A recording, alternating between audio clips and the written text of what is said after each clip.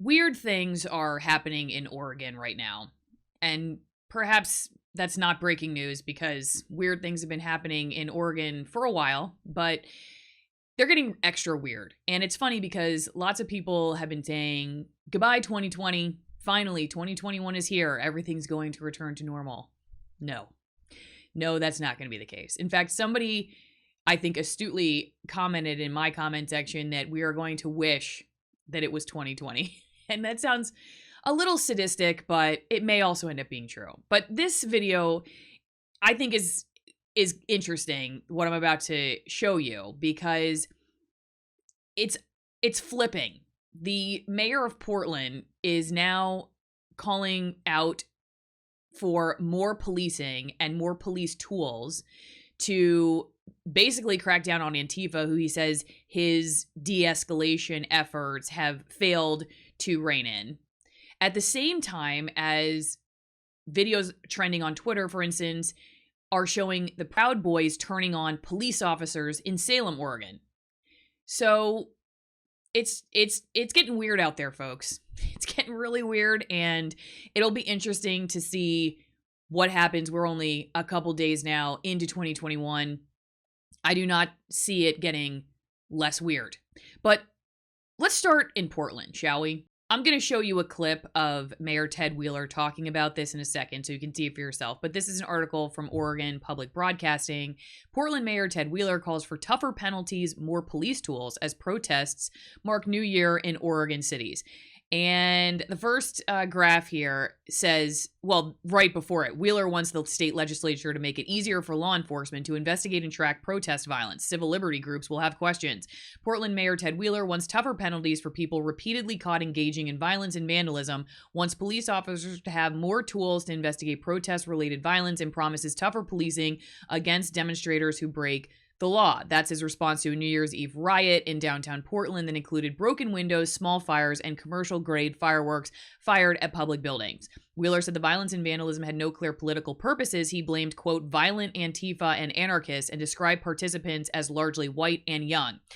All right, so let's go to Wheeler and what he said about this. And then I'm going to show you a clip of what Wheeler was saying just a few months ago and how his tune has dramatically changed. My good faith efforts at de-escalation have been met with ongoing violence and even scorn from radical Antifa and anarchists.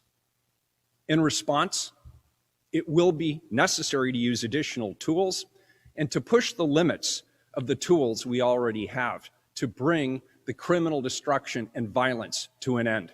Now take a look at this video from over the summer where Wheeler is telling CNN that Trump sending in federal troops had inflamed the situation there and was making it worse, and that if they would just get out of town, that things would calm down again. Before the federal troops got here, violence was way down, vandalism was way down. Our local and state law enforcement officials had contained the situation. The energy was coming out of the demonstrations. We had hoped they would end within a matter of days. And what happened instead is the federal troops came in, they used their unconstitutional tactics, they injured nonviolent demonstrators, and the whole thing blew up again like a powder keg. Why, in this particular instance now, Ted Wheeler is saying that he's changing his tune on how he wants to handle it, I don't totally know. But let's switch to the Proud Boys, shall we? Because this video is fascinating. And I will just add that contextualizing this is sometimes difficult on both sides because people clip videos and show what they want to show, and what preceded it is often difficult to ascertain. So I'm going to be careful when it comes to what exactly was going on before this. But I will show you this article in the Statesman Journal, and then we'll look at some of the videos and we'll discuss. So this is titled, Multiple People Arrested in Downtown Salem Protests.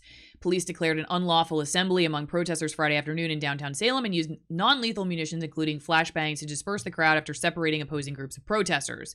The rally started peaceful Friday, and two sides stayed separate in the first part of the afternoon. At a fascist-free 503 rally at Bush's Pasture Park, a few dozen people clad in all-black clothing gave speeches about the Black Lives Matter movement and how more work needs to be done. Meanwhile, the mass civil disobedience rally against COVID-19 mandates put on by Oregon Women for Trump took place at the state capitol, resulting in a few hundred people marching through the rain to Mahonia Hall, Governor Kate Brown's residence. The group of a few hundred protesters at the Capitol left about 2 p.m. and marched west on Court Street, then turned south on Commercial Street. Some protesters blocked the road while marching south to Mahonia Hall. At 2:15 p.m., Salem police made announcements that they were participating in an unpermitted march and told to exit the roadway, warning enforcement actions may be taken for crimes committed. So now let's take a look at some of those videos, okay?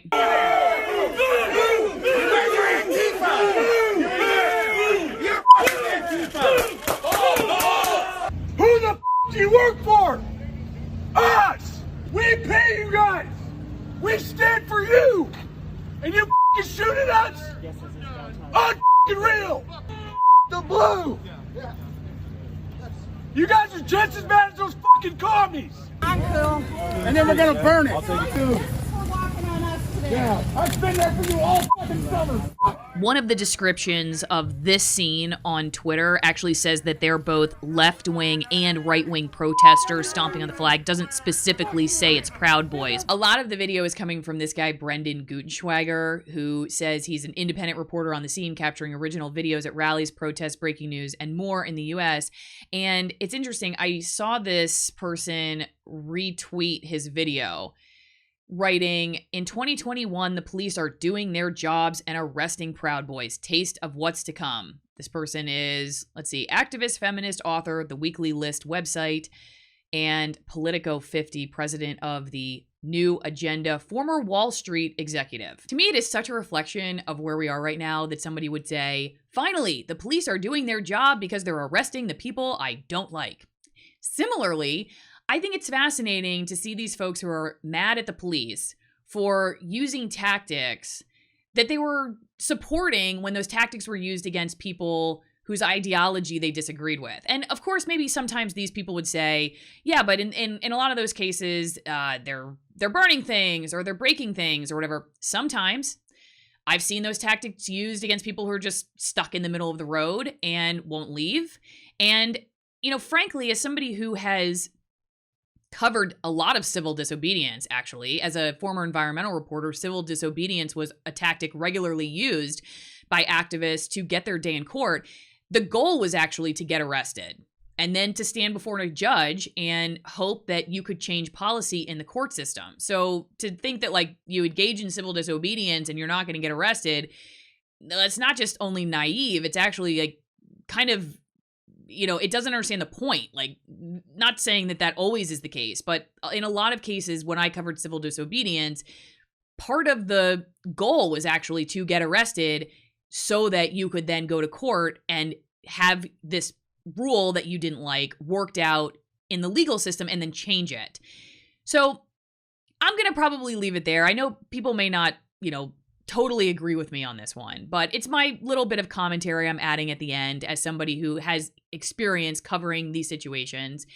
You know, if you're somebody who's out there and you're protesting government overreach, and then you're surprised when the government tells you to go away and shuts you down, you know, I'm confused. Why are you surprised? You know, because you may not have questioned it when it was like a protest happening that you disagreed with, but now it's happening to you and you're upset. So just be aware that, you know, this kind of stuff happens. And if their argument had been, hey, we're peaceably assembled, this shouldn't be an unlawful assembly. You shouldn't have declared that. We shouldn't have to leave. We're not burning anything. We're not breaking anything. We're just standing here.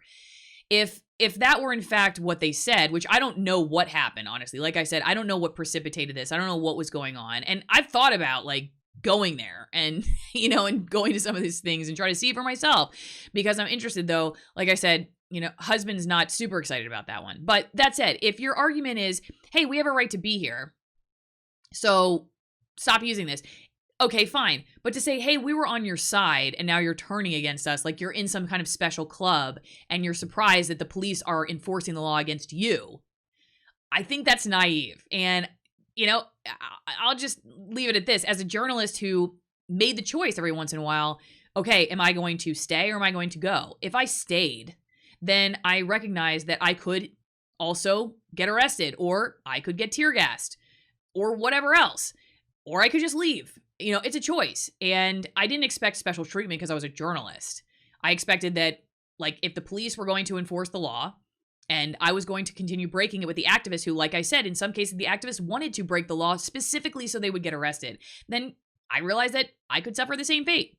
So anyway, I'm just going to leave it here. I find all of this fascinating. Again, if you're somebody who thinks that 2021 is just going to be like rainbows and unicorns and daffodils, and we're all going to be like jumping around with each other with lollipops in hand and rivers flowing with chocolate, I think you are going to be sorely disappointed in 2021. Not to be a naysayer, just to say, I think this is weird and it's going to get a whole lot weirder. So don't forget, like, share, make sure you're subscribed, leave me a comment in the comment section below.